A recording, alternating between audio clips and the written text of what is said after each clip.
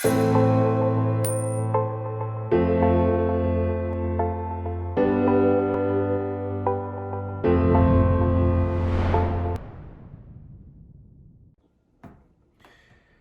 I'm Tracy, and in my continuing diatribe about the party ending, the crypto party ending, we have IRS Form 8300. And IRS Form 8300 has been around for a while, and basically what it says is if you receive cash, currency, hard currency, in the amount of $10,000 or more, you have to file Form 8300 with the IRS.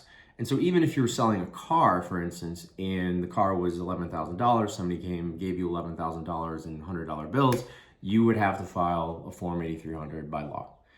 And I read the other day that the Department of Treasury is seeking to have the same rule apply to cryptocurrency. And so the implication obviously is for, amongst other parties, but primarily OTC traders, because, participants, right?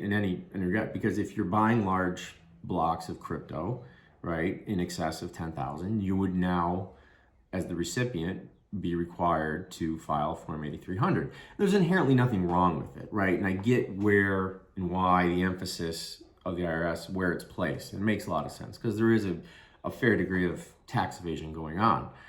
But and look at the front page of your 1040 that you just filed on Monday, right? What did it say? You had to check a box, yes or no, have you engaged in cryptocurrency trading in the last year? And that's been that way for a couple of years now. So it is a hot button item, but it's obviously an administrative burden, right? It's another form that you have to file. And it also, brings up the question regarding CTRs.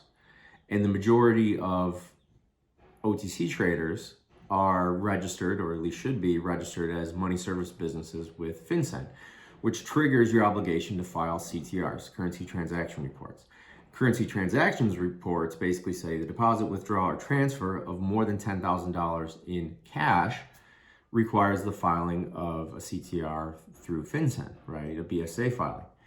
And so the question becomes, or the logical conclusion that you can reach is like, well, if I have to file this 8300, which isn't law yet, but undoubtedly will be very soon, is the law also going to change on the FinCEN side and require crypto transactions of 10,000 or more to also file currency transaction reports? So basically, what the regulators are doing is they're saying more and more that crypto in all its forms is in fact currency, right? It's just a form of currency.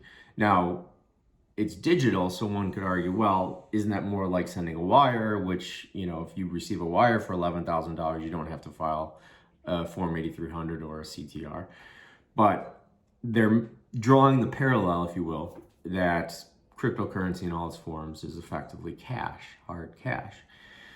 So these are all prospective regulations, but it's regulations that you should be familiar with nonetheless. And I would anticipate that very soon it would become law, right? And you would have to file that. And that brings with it a whole host of things, like from a AML, KYC compliance thing, looking at things like structuring, right? Because a lot of CTR filings and Form 8300 filings actually trigger SARS reports, suspicious activity reports filings, because people are, in banking, this is very common. People will, to avoid a CTR from being filed, they may seek to withdraw 9,000, 9,500, 9,750 on consecutive days or over a period of time.